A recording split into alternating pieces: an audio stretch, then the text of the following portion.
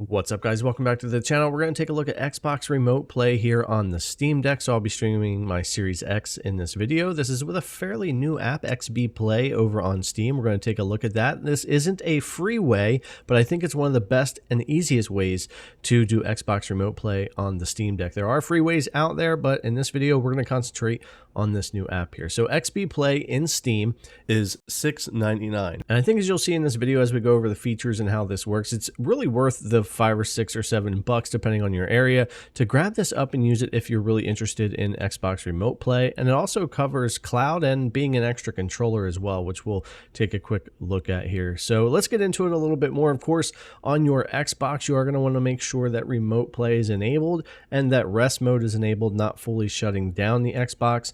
That way you're able to connect to it without a problem. One nice thing is you don't have to be on the same network. You're just signing in with your account like you would with any Xbox Remote Play app anywhere else, which makes it easy. So you could be anywhere and connect as long as you have a decent enough internet connection. But you can see here, make sure you are enabled on your remote features.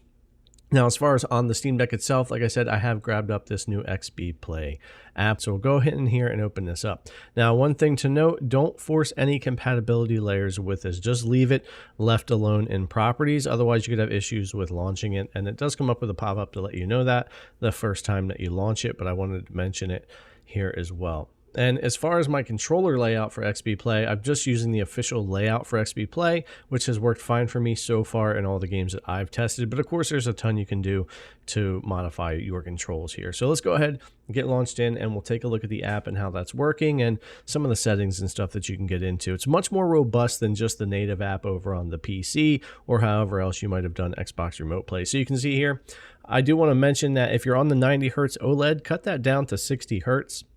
That's going to help with skipping frames, losing some frames, and not having as clean of a frame time. So they don't like to stream on the 90 Hertz as much. So drop that to 60. It'll be a bit smoother. But we have our remote play here. I can connect to my living room Xbox.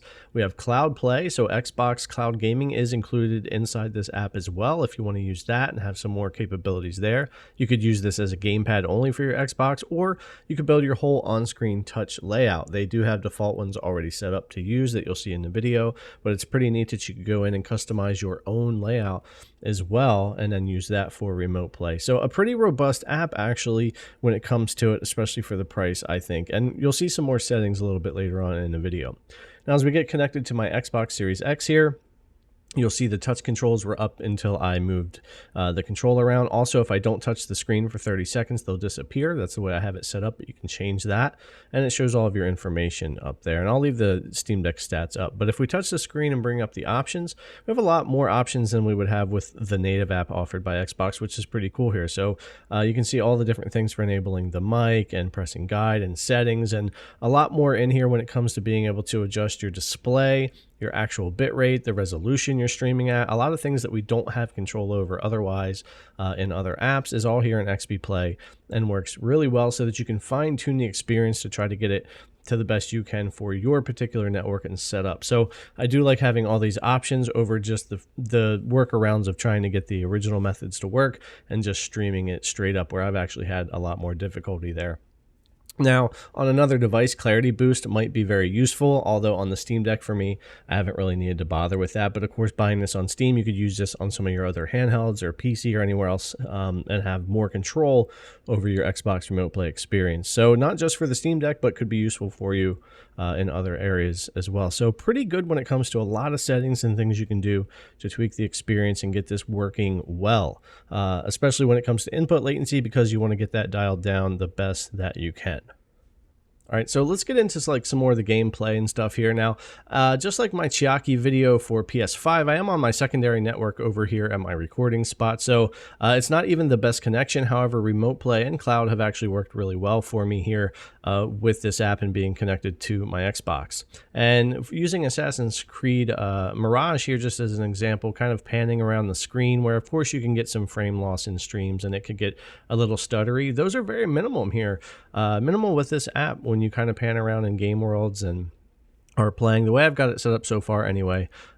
input latency, which we'll take a look at here now, and picture quality is pretty good. And I'm not losing a lot of frames when kind of panning around and having fast motion. But let's go ahead and jump in. We'll just do a firing range real quick so you can see the difference of the input latency here. And actually it's quite good. I mean, there is a little bit of noticeable latency that's gonna happen. I could certainly dial things in even more than I have. That's the great thing about having so many settings options. But even just kind of running this almost out of box, I've made a few bitrate adjustments and I'm at 1080p here. It's pretty solid. It's pretty decent for a streaming experience here. Now, I didn't even do any slow motion capture this time, but I think just from this video of the firing range and a little bit of Gargoyles remastered here, you can see that the input latency is very serviceable here when it comes to the remote play here with the Xbox. It's not going to be perfect, but it works really, really well and better for me with this app than the Workarounds trying to get the official app to work.